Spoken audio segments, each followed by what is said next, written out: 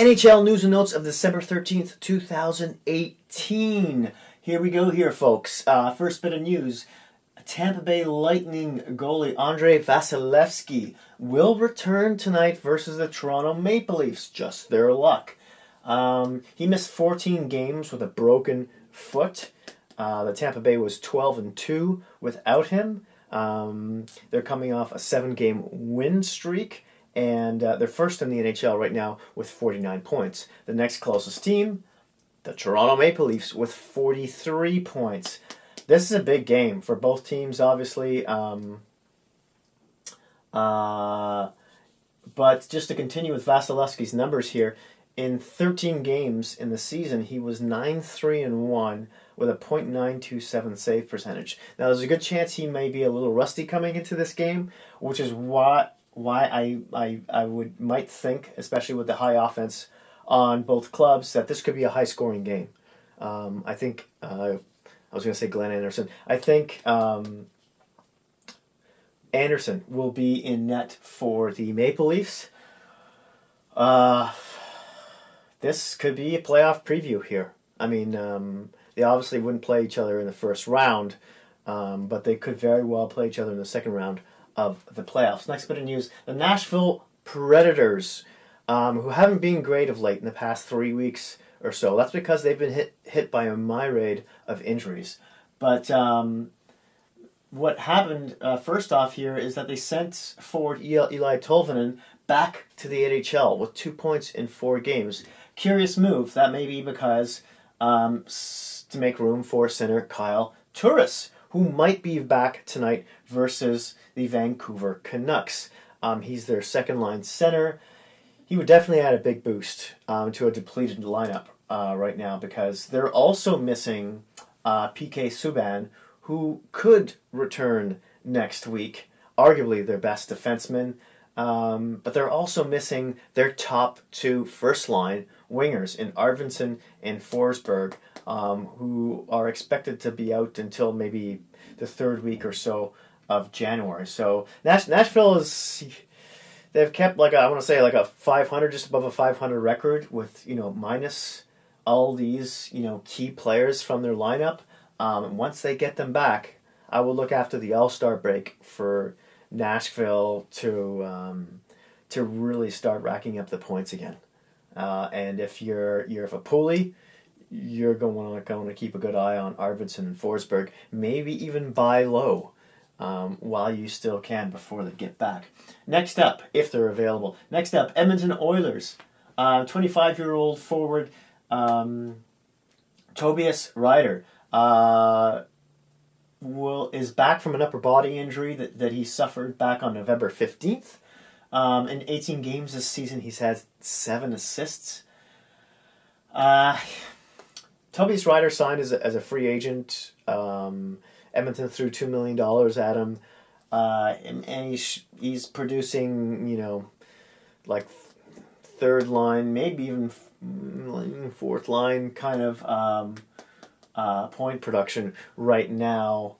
I don't know. Maybe he will blossom a bit more under Hitchcock. He'll definitely probably play a much more defensive, responsible role in this game, especially considering how left defenseman Chris Russell was just placed on the IR, and that's really awful news for Edmonton because they've been doing so well lately. I want to say 7-2 and something.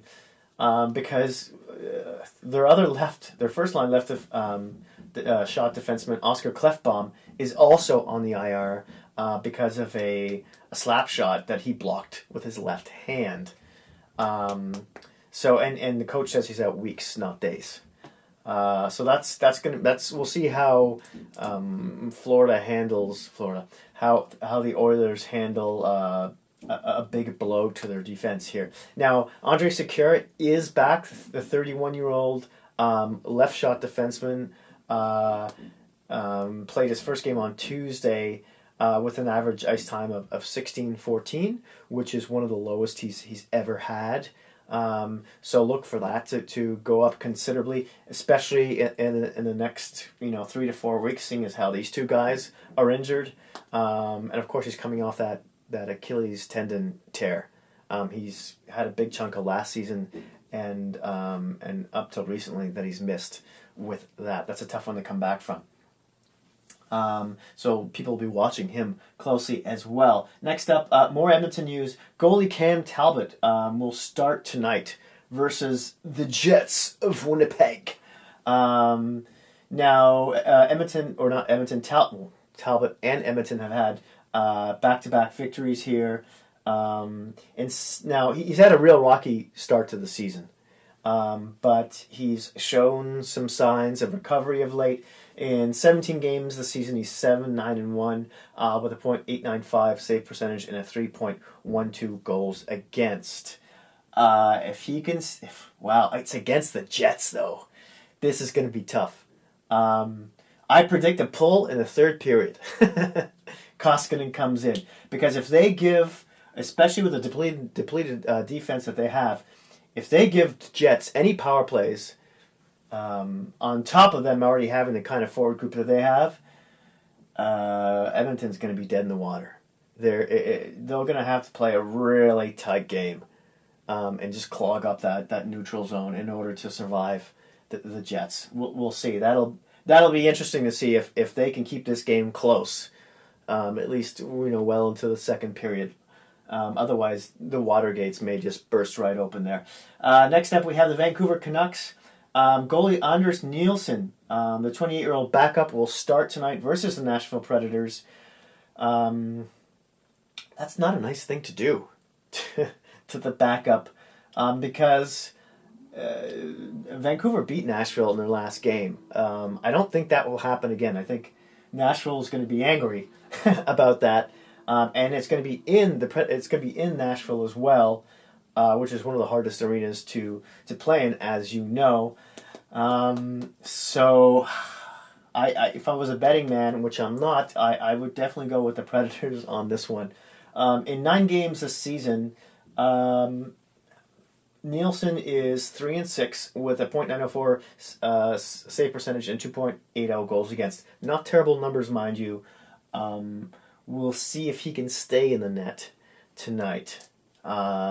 Nashville is, as I just said, is missing a lot of their offensive weapons, so we'll see how that works out. San Jose Sharks, 39-year-old center Jumbo Joe Thornton is a game-time decision. This is scary. Anytime you hear of, now, versus the Dallas Stars, I digress. Now, he missed the first 3 weeks of the season. Sorry, I just ate lunch. Gas. He missed the first 3 weeks of the season with a knee injury, and no one has said why he's a game-time decision. I'm guessing there might be some swelling in it of some kind, and they just don't want to. They don't want to chance it whatsoever. If I was a coach and they were on, if it was even a question mark, I'd just sit him.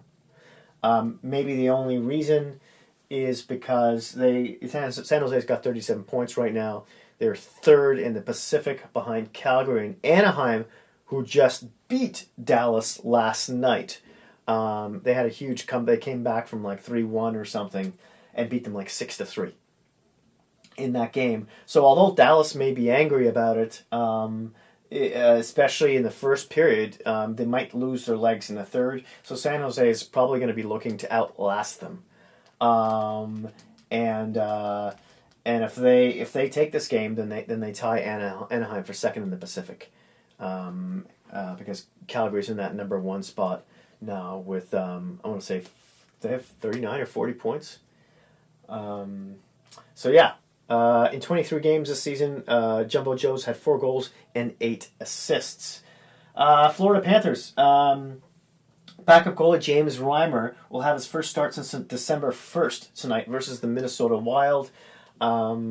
He's had 13 starts and 17 appearances so far this season. He's 5-6-3 with a .893 save percentage and a 3.36 goals against. Minnesota's coming off a 7-1 stomping of the Montreal Canadiens. So their confidence may be a little high. And Florida, well, they've just had all kinds of trouble so far this season and recently. I believe they just lost in overtime to St. Louis. Luongo was in net for that one. I don't know. I'm thinking Minnesota has the upper hand in this game. Next up, we have for the Arizona Coyotes. Goalie Darcy Kemper will make his second straight start since coming back from a lower body injury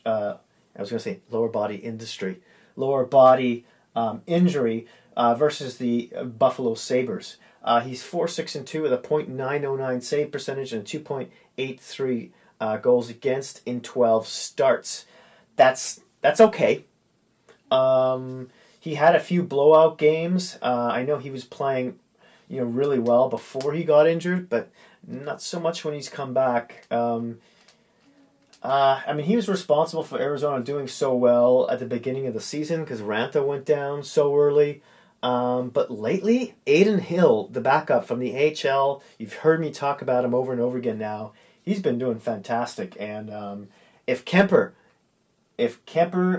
falters against the Sabres, I can see Hill, them starting to platoon them more and give Hill some more starts. Because although Buffalo was a good team and everything, I think you gotta give Hill some credit and some opportunity, especially if Kemper is not up to task. Next up, we have the Buffalo Sabres. Also a goalie decision here. Carter Hutton is returning from injury versus he's going to be playing the Arizona Coyotes. He's back after suffering an upper body injury versus the Nashville Predators on December 3rd. In 21 appearances, he's 12-8-1 with a .917 save percentage and 2.60 goals against. Now, he's obviously a big reason why Buffalo has done so well. Buffalo went out and stole this guy as a UFA in the offseason from all contenders. St. Louis just let him walk because maybe they didn't want to pay him. I think that was a big mistake. I also think it's a huge mistake for Philly not to go after this guy as well. This, as everyone knows, Philly has big goaltender issues. Stolarz has played well for them so far, but other than that, the rest of them not so much. Last up here, the Chicago Blackhawks placed 28-year-old defenseman Jan Ruta on waivers. In 23 games this season, he's had 2 goals and 4 assists with 16-18 average ice time. That sounds about like second pairing minutes, maybe even third pairing minutes on D. If it's third pairing, it's a little high, but still. Now, he made his NHL debut last season, and in 57 games, he had 20 points. And he spent the previous 4 seasons before that playing in the Czech Republic. I don't watch that many Chicago Blackhawks games. And although I'm somewhat familiar with Ruta, I don't know what the issues were. I can only imagine that he's had some defensive liabilities and that his point production just doesn't justify them keeping him because there's no offset to offset his negative. So, and maybe they have some kids they want to put in there, and maybe he's making a little too much money. They want to give someone else a chance. Maybe they want to throw some shock treatment in him and hopefully he picks it up in the AHL. If you're a Chicago Blackhawk fan, please let me know down in the comments what you think the reasons are behind this. And games that are playing today, there's 10 of them. The Arizona versus Buffalo, LA versus Columbus, Carolina versus Montreal. Montreal's going to be angry after that beating they took against the Wild. Toronto versus Tampa. That'll probably most likely the game of the night right there. Vancouver versus the Predators. That will be an interesting one to watch because Vancouver is now offensively healthy, anyways, and they're on a 3-game win streak. I'm not holding my breath though against the Predators, who still have some injuries. But in any case, next up we have the Florida versus Minnesota, Edmonton versus Winnipeg, and the Dallas Stars versus the Sharks of San Jose. Thank you so much for watching. As always, I would love to hear your thoughts and opinions on this news and the upcoming games.